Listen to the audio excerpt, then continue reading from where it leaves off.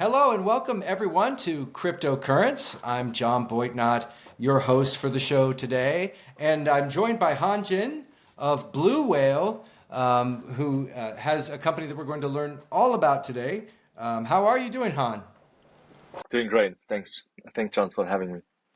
Excited to have you on the show. Tell us what Bluwhale is. Tell us about your background. I'm in the San Francisco Bay Area. I know you were in the San Francisco Bay Area for a long time too. So tell us about your all of that.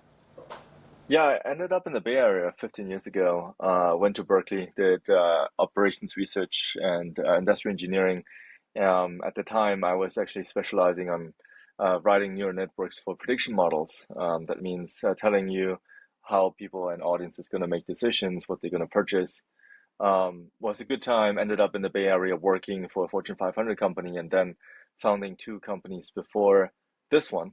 So it's been, yeah, more than a decade now. So, yeah, but I can tell you a little bit more about what Bluewhale does. At Bluewhale, we are building a decentralized AI network. What does it really mean? Um, as you know, AI is becoming much harder these days than when I graduated in 2011 and 12. Most of the AI that you're using today with ChatGPT and all those models, it's are becoming incredible.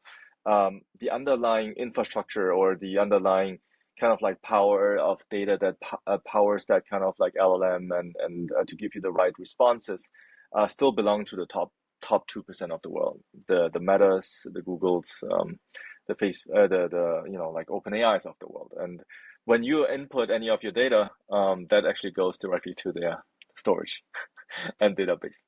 Belongs to Now, them. yeah, so what I thought, like, in order to power the 98% or democratize what we can do with AI and how we can scale AI, if we leverage the blockchain underneath, that means we could be storing the information on top of the blockchain while keeping it private and secured with the individual enterprises or individuals that are inputting and then being able to build an intelligence layer or how you can say like infrastructure that powers agents and models to transact with that information to serve you or to do whatever task you give them. Yeah. So there's a lot to unpack here. So why don't we, I know tokenizing your identity is something that you've talked about when I've read about the company. I'd love for you to explain what that means, how that would work. Yeah, go ahead. Not an easy question, but where I want to start is coming back to what I just explained before. Decentralizing AI. We thought the best way of decentralizing is if the individual, like you and me, who has a smartphone, can power our layer with the right contributions, which such as your personal information that you could be uploading, storing privately, encrypting on the blockchain. Being able to monetize that, and then, of course, like instead of being shown only ads, but actually showing real profits in your wallet or, like in your bank account. Um, Tokenization means what it stands for me is as we are turning the world more digital and especially from a financial perspective in the Web3 world, we have tokenized real world assets. We have tokenized, like even watches, right? We have tokenized digital assets and now, the world is tokenizing literally everything, right? So why should you not be able to tokenize your digital identity or your digital profile? That's the question we ask ourselves. The reason why is our go-to-market was very simple. We wanted to build a multi-sided marketplace where you have enterprises on one side that are small, medium-sized businesses, and then like consumers on the other side that have smartphones in their pockets. If you can combine or connect those two parties, then magic gonna happen, and that's kind of like how we build, the Blue Whale network. All right. So, some people have compared Blue Whale to another service, Friend.tech, which lets people buy keys into each other's private chats. Yeah. How are you guys different than that? Oh, so FriendTech was an exceptionally great way of monetizing and creating profit around your, like chat history, around your, community, your social engagement.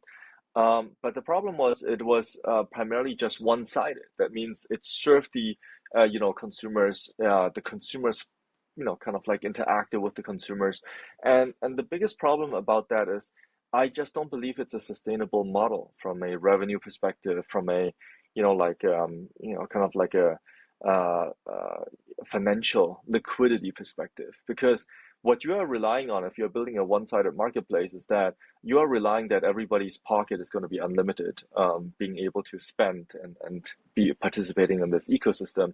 While Blue Whale, we don't believe that. We don't actually think that consumers have so much surplus capital in their pockets to be spending on each other, right? I actually believe that if you connect the enterprise side of things with the end consumer, then you have much more capital and budgets that could be spent on the individual. And that's why we believe the two-sided market made more sense. Well, okay, so the tokenization of yourself, you end up with your own, the capability of being able to make money off your own digital footprint. How would I do that? How would I do that? How does that work? What steps would I take to make that happen with Blue Really Whale? great question. So you sign in on our website. You can go in with your email, or you can go in with if you're already crypto native and you have a wallet, use that. Once you are in, we believe in the longevity of your profile, not the short pump and dump. So what we want is that you're building momentum, traction, enrich your profile over time, that will increase in value. Same that you have done with, for example, your LinkedIn profile over the last couple of years, especially polishing for those job interviews that you are going into, right? You can do something similar on Bluewhale. Now, the difference is like, okay, on LinkedIn, maybe you get outreach from recruiters that want to give you a job. On Bluewhale, you're turning it into a token. So you're creating a digital asset out of your growth, your career path, your digital behavior, your your audience profile, the products, the games, the digital assets and products or services that you have consumed before, because all that, believe it or not, um, the big guys have been making billions of dollars with that, but Yeah. now you can do it, you're on your own, right? Well, okay, let's say I've set up my profile and I am my own currency now. What do I do? What do I do from there? What are the actions the next steps that I take each day to try and increase the value and make the value stick long term? What does that look like? How do I do that? For sure. So what we want is that you connect your socials with it and then aggregate over time the information that that you're doing, right? Like the stuff you're buying on Amazon, the games that you're spending 4 hours a day in, the kind of like the purchases or the trades or the assets you're holding. The like you can imagine there are a lot of different ways of What how to about my do that. tweets? My tweets? Yeah, your tweets, your socials. I mean, like if we still gonna find out. I think what's more important on that side, from a value perspective, financial value perspective, is probably more your following and your engagement, impact, versus your tweets. So Yeah. So the comments that people make on well, just the interaction that you have with people and all of that plays a factor as well, I suppose. that's right. And then things like there's no place right now, anywhere where you can go and turn it into a financial asset or like an asset class. And I think Yeah. that's something that we wanted to achieve, right? It's something so tangible. It's something that has been monetized for decades. The only difference is like you never seen a penny in your pocket from it before. I definitely have never seen a penny in my pocket.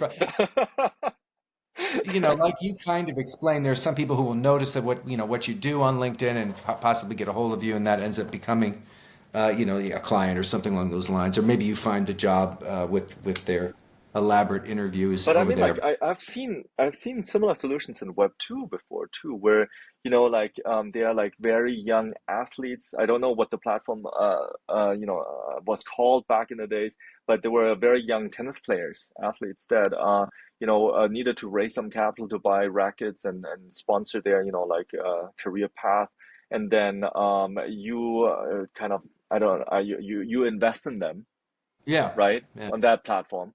And then when they take off, you actually get a cut of, like the earnings or the winnings they do from those tournaments. Um, I don't know if it had ever taken off, like became mainstream. But that was a very, very interesting approach that I saw, like I think 5 to 10 years ago. Yeah, but I can see that it's like informed in what you've created with Bluwhale, and I know that nodes are involved too. And people who sign up for Bluwhale, they can purchase nodes. Explain how that works as well, just in For case there's sure. somebody. Yeah, how do you make money from? How does that tie in? I suppose. So I mean, like there are different roles and statuses that you can achieve in the ecosystem of Bluewhale. Nodes is one of the higher statuses because you have to pre-invest. You are purchasing the node first, and then you are running the node in order to do certain kind of data verification tasks for our network. Now, why is data verification so important? Is because we need more people to secure the network, right? The more people that are contributing and securing the network, making sure that it's not being manipulated, attacked, or in any way the data is being biased, then we can provide the most kind of like unbiased intelligence layer to the agents and the models and smart applications in the future. Yeah, and so you have the node and you purchase a node. Let's say it's just like there's like a regular community node, and you eventually can reap rewards from that for helping to provide the stability for the network, right? Co- Correct. And then you have to run the nodes, right? So the design of our product right now, how it happens is on a daily basis, you come in, you check in, and then you can operate the nodes together with your family and friends that you have pulled into your social, into your network, and then you're running them at the same time. A very, very similar to, like, I would say, one of the companies that are very successful with doing something similar is like Pi Network. Not sure if you heard, in the US, very big, right? They were the guys that actually brought me into Web3, and Oh, I found really? that concept very fascinating. Like six years, they have been around for 6 years, and they just went TGE a couple of months ago. Yeah, they're the ones that you have it on an app on your phone, and you go there in order to mine the coin. You click mine on an app, which I've never Correct, saw. correct. Yeah, But the thing is, like from a mining perspective, there's really not anything that you would be mining about Bluewhale, right? But right. if you are running the node, it's kind of like a mining exercise, right? But the task behind the scenes that you're doing is literally data verification for our platform, for our And you network. can and you can make a little money off of it. It sounds like, um, Yeah, depending on I mean, how. like it's yeah, it's really about like the longevity of, like, how active, how much attention you pay to it. We Because, like, if you're not activating mining or running it, then there are also no profits. Got it. So you have to interact with it each day and make sure that it's helping to provide stability for the network. Okay, so That's right. um, we talked about the business side. Obviously, Blue Whale is building, all this data, a big cache of very valuable data. And so, talk to me about the businesses that are interested in that kind of information and how are they going to use it? So it's a really funny story, and this purely came from our last decade of building AI Web2 companies. Is that we noticed when we were building AI in 2016, 17, 18, that to be honest, like, if you don't have the data, you don't have the users, and you don't have the resources, there is no AI for you to build. So most of the AI companies in Web2 that are smaller before OpenAI came out, they were focusing and turning and pivoting into like B2B businesses because we had to back the big guys to give us the resources so we can actually train our AI models on. Yeah. Um, Now, if I think of it, you're as a small, medium-sized business. You could just create an app. You maybe have like 10,000 users on that app that really love the app. Can you do AI? Yeah, maybe you can use OpenAI and then send all your data to OpenAI and your users' data to OpenAI, right? Or you could be using the blockchain or the Bluewhale network that leverages the blockchain underneath to pool data. Now, instead of like having millions of users from day one, you're pooling with like hundreds of thousands of small, medium-sized businesses, all at the same time. Each of them have like 100,000 users. Now you're sitting on a significant amount of users and data. Yeah. All right. So let's talk about privacy and security. That's oftentimes a big elephant in the room. Let's say I've tokenized my 100%. digital footprint. Um, and being targeted with ads, right? Also, my information is available to businesses who train their AIs, like you've been talking about. How is this secure? Talk to me about the security aspect. For sure. So I would say like when it comes to blockchain and security, first it's very important that you understand that the blockchain has technologies, encryption technologies that make your data invisible to others if you are not giving permission, right?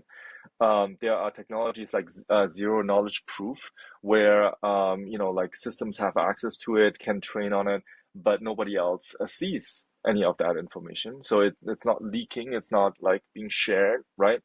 So that's the magic of what I believe a blockchain can do for you from an infrastructure perspective, versus like in Web 2 where everything is just thrown into the same database, and then everybody that accesses the database sees the same data.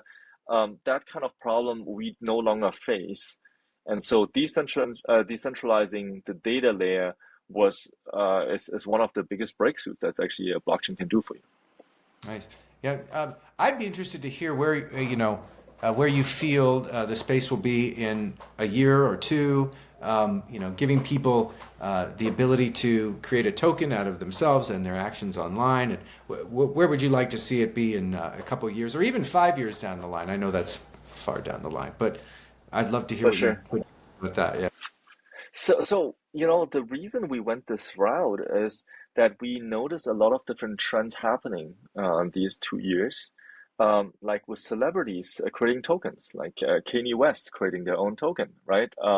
Like Hak Girl creating a Hak token, right? So so it seems like people want to tokenize themselves, right? Like it's kind of like that I do. signal which is in your face, right? And and the thing is like, but for the wrong reasons, right? Like for me, it was the wrong reasons. It's purely short lived. That means I pump a token, everybody buys in, I run away, everybody lose money, right? Now, how we see it is the longevity of what you could actually turn it to be. That means you're building a token, even initially, maybe it's worth nothing, and you are not having this explosive upward movement of your price. But over time, you're slowly aggregating and building momentum that comes from the fact that you have been working and enriching and aggregating your digital footprint, over a very, very long time. And uh, the best example is like this. Like if you met me maybe like pre-university, like when I just graduated from high school, and you saw, yeah, and I was able to tokenize myself since then. Um, Based on like the years of like what I've accomplished, I would say my token should be a little bit higher by now, no? That sounds good to me, but who's judging? Who knows? Yeah, who knows, right? And then in the beginning, I think like it's gonna be your friends, your family, your mom and dad that is gonna invest in your asset, right? Similar Yeah. to a startup, it's like a friends and family route. Maybe your dog invests in you, and then over time, right? Like other people recognize that you're a good person. You actually are pretty smart, and you're pushing the boundaries every single year. Yeah. Well, what I was kind of hoping as I read about it too is that, perhaps sort of my actions with, me being somebody who works in the media a lot and writing for different publications and things like that, having a Substack and having my LinkedIn Yep, newsletter and then a column on this, hoping that all of that correct. contributes to it and that that's somehow Yes, it worthy of does. investing, you know? Yeah, totally. Because like I mean like uh and this is something from doing startup maybe for too long. I think there's no linear path, right? Like life is not linear. But the one thing I have to kind of like very much convinced about is that even though life is not linear, you are building momentum, right? Like you can be failing at this or failing at that, and that venture didn't turn out well or whatever, right? But you are building momentum, right? Along the way, you will come across experiences or you will come across achievements. You will be able to break through things and launch products or write, incredible viral articles and content. Um, those kind of pieces should be turned into a financial asset. Yeah. Well, one of the things that we talked about before the show, but it's really interesting, and I wanted to make sure we covered was the TV show, the Amazon TV show that you Oh yeah, appeared on, called yeah, Crypto Nights. It's on Amazon. It's kind of like Shark Tank for the people out there who don't know what it is, and it's a very interesting show. I mean, ironically, you haven't even had a chance to really watch it yet because you're in Hong Kong for right now, and they don't have access. You don't have access there to the show, but and I know that's that right. the taping was a long time ago, but you were able to get some good funding from that. Well, I wanted to ask you about that experience, but also sort of how it relates to kind of your go to market on as it continues now with when you're trying to obviously that must have helped you reach out to the crypto community a little bit and maybe is helping you reach some people who you can work with more. But how do you communicate to the crypto community out there? How do you communicate to them that this project has real staying power? What are the things that you're doing these days to communicate that? That's a great question because I often feel like we are like the black sheep. Yeah. It's like we are not fully natively crypto, but we're also not fully natively Web 2. And I'm not saying that I only serve the crypto community either with our solution, because it is not a product or solution just built for crypto. It's a product or solution built for the general purpose, right? That's what I believe the next 5 years is going to look like. Now, from our perspective as a company, like Crypto Night show was great. I mean, like the producer did such a good job. It's like one of those bucket list things that you need to have done before, right? Like being part of a Yeah. reality show. It's such a funny experience, but I think he was really good in telling stories, right? The producer also was the guy behind Survivors, right? You Oh. guys probably heard about that show, right?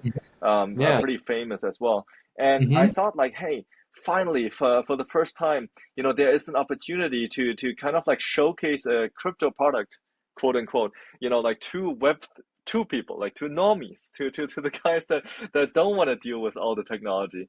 And that's how the experience was. I mean, like it was literally every day banging in my pitch into something simpler, like I non-technical, like speak so that people can understand you. It's like one of the phrases that we kept practicing is like money in your pocket, stuff like this.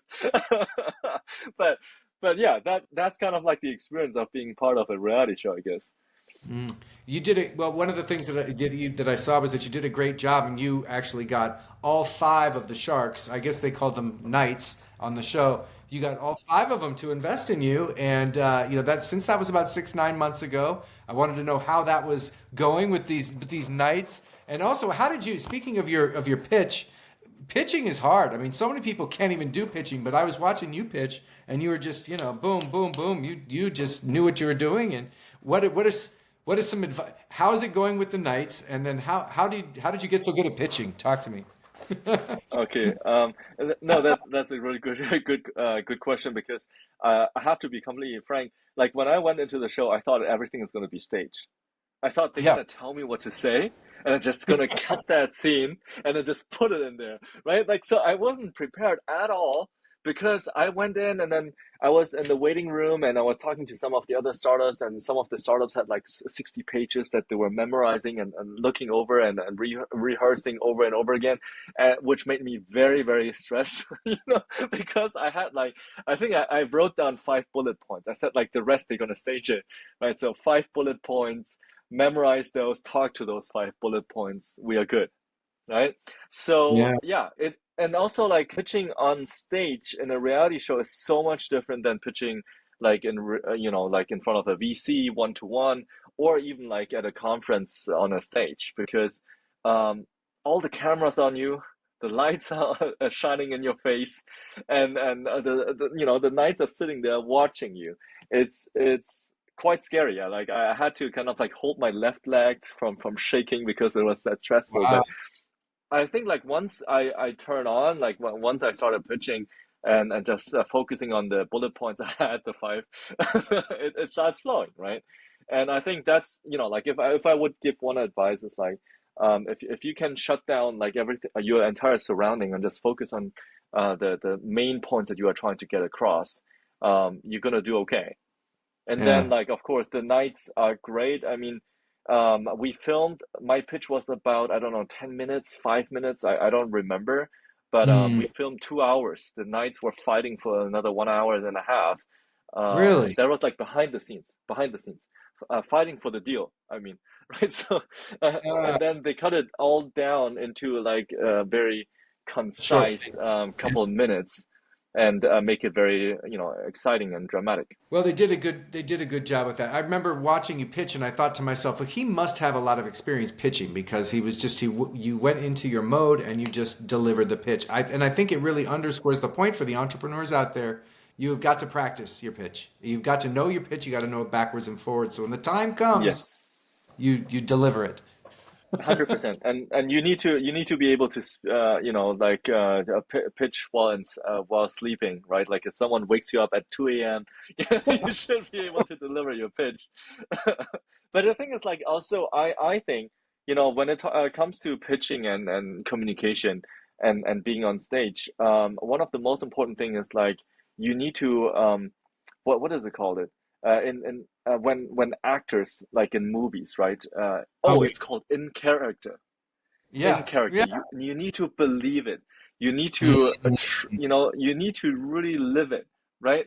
And that's a hard thing. I think that's more important than the content itself.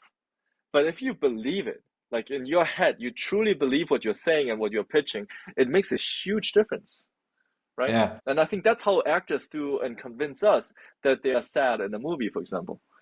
Yeah. You did a good job. You could see that. And you're a UC Berkeley guy. I live near UC Berkeley right now. You live over in Hong Kong now, and maybe you'll come back to the Bay Area. We're coming back. The I, the I, I was I was on Piedmont Avenue, and it was a great time.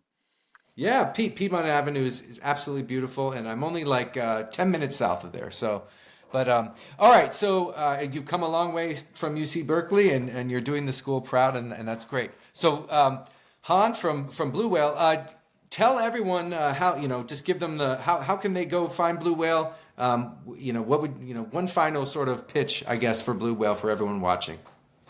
Of course. You can find us at bluewhale.com. It's Blue Whale without the E in the middle. The main reason was it was two words that we were trying to match, which is whale. Whale is like someone really rich or wealthy, and then blue for blue chips. That means like assets, NFTs, financial products and services that are exceptionally delivering profits to you. And we wanted to mix them together, so that we ended up with bluewhale.com. And you can find us on Twitter, on Discord, on Telegram under Blue Whale AI. And yeah, follow us, reach out, and ping me at Jinhan8. Literally, you can find me anywhere with that. And I know you guys are having a token generation event. You're getting ready for that. For Tell us this a year, little. that's right. Yeah. Yeah, So tell it's us a little it's more it's about that. quite nerve-wracking. I feel like, instead of doing the 7 to 10 year path of going IPO and Web 2, you are squeezed into like 1 to 2 or 3 year path to go TGE. It's like a small kind of like form of an IPO in the crypto world. But yeah, so our entire team is prepping for that. I think it's going to be second half of the year.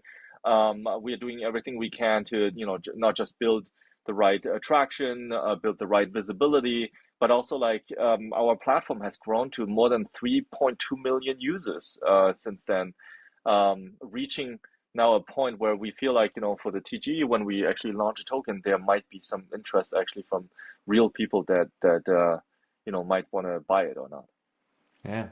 Well, Han, great to have you on the show on Cryptocurrents, and hope to have you on again soon. And we'll be checking out Blue Whale. Great to have you. Thanks so much. Thanks so much, John.